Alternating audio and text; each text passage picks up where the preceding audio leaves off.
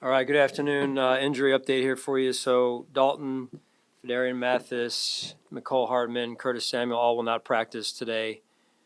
And then the rest, list I gave you yesterday is pretty much unchanged in terms of that group of guys who are limited today. We'll be in a walkthrough setting. So with that, I'll take your questions. Sean, how much of these short weeks is more an endurance test, trying to take all the hours you work in a normal week and jam them into 3 days? And how much is it being smart about what things to not do and what things to focus on? Yeah, efficiency is critical, but also trying to be as thorough as you can be, trying to kind of skinny it down for the players into bolder form that they can take onto the field and execute with them. Is it easier to do these things when you've had now 2 tries of doing it this year?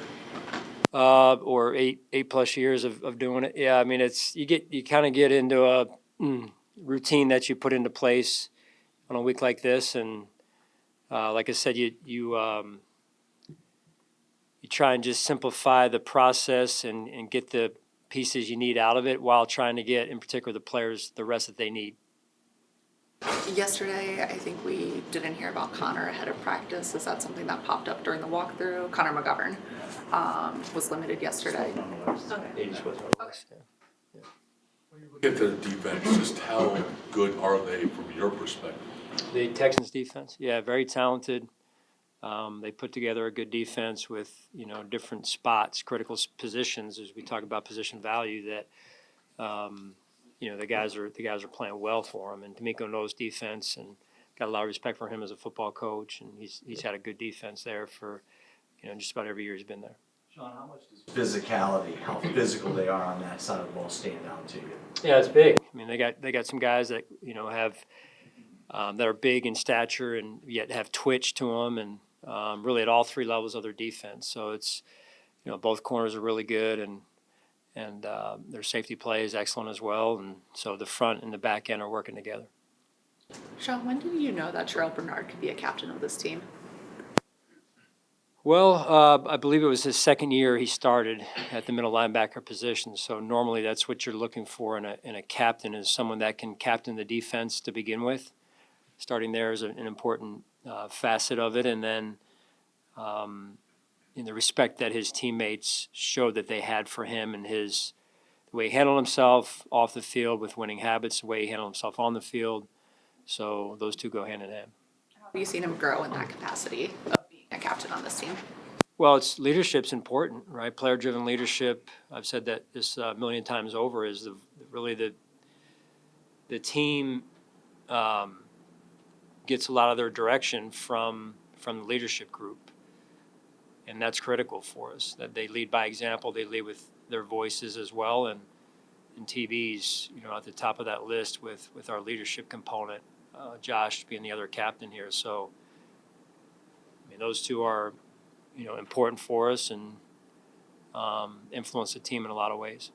Granted that it's a short week, have you been happy with how Keon has responded the last couple of days? Yeah, right now it's called a day and a half since game day, so I'm aware of how he handled it, publicly, and I appreciate that, respect that, and now it's again one day at a time and earning the trust and respect of the teammates, and that takes time, and so but each day that goes by, you check them off as wins, the trust builds. So that's the important piece of it. Is there an expectation Gabe would be elevated for Thursday, given how he performed on Sunday? We'll see. Again, similar to Keon, one day at a time. We'll see how it all comes together come Thursday night. Sean, what's been your message this week to the team about kind of not riding that wave? Rough game 2 games ago, nice bounce back effort, kind of staying the course here. Yeah, it's important. It is important every week, every day. You can't take it for granted in life, and also in this case, NFL football. So we've got work to do, going out there to practice, and nothing's going to be handed to us. It's a good football team we're playing, as you mentioned, number 1 defense, I believe, in the NFL, and they've got weapons on offense as well. So we're going to have our hands full. Sean, I see in this week, Max and Trey basically get roughly the same amount of snaps. How have you seen those two at sort of these different parts of their careers handle that? What have you seen from both of them in those roles? Yeah, a very team-oriented approach. I'm sure Trey, like anybody, wants more reps. Max, on the other hand, a young player that is eager to get as many reps as he can to grow and learn and playing time. So these players are here. They love playing time. All of them. There's not one of them is saying, "Hey, coach, don't put me in." So, which I respect that. They want to be out there, and both of those players fit that mold to a T. If it is Davis plays quarterback for Houston, what have you seen from him on film the last couple of weeks? A good player. He moves their offense. He's mobile, smart, and knows where to go with the ball.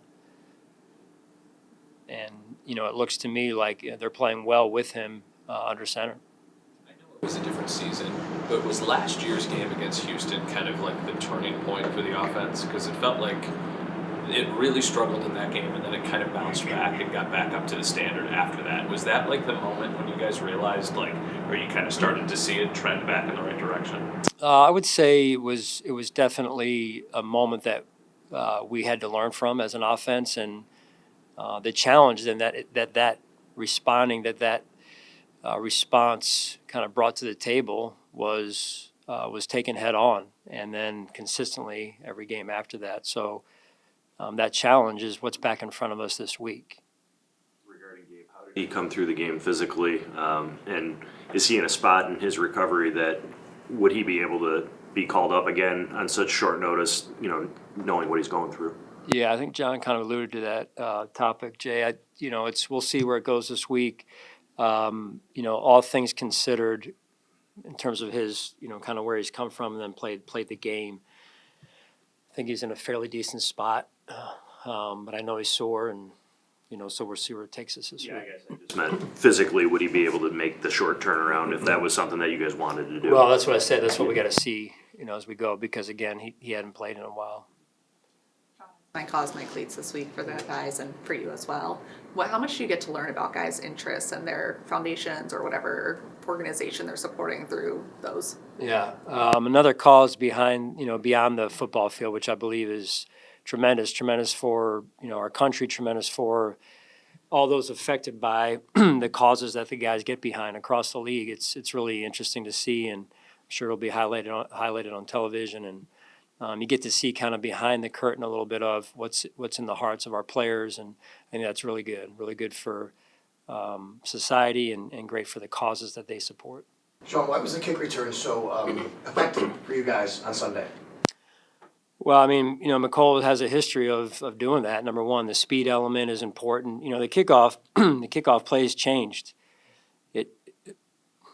And with that, personnel changes a little bit too with it. So we could be here an hour and talk about it, but it was field position wise, it's big, and we were able to gain field position.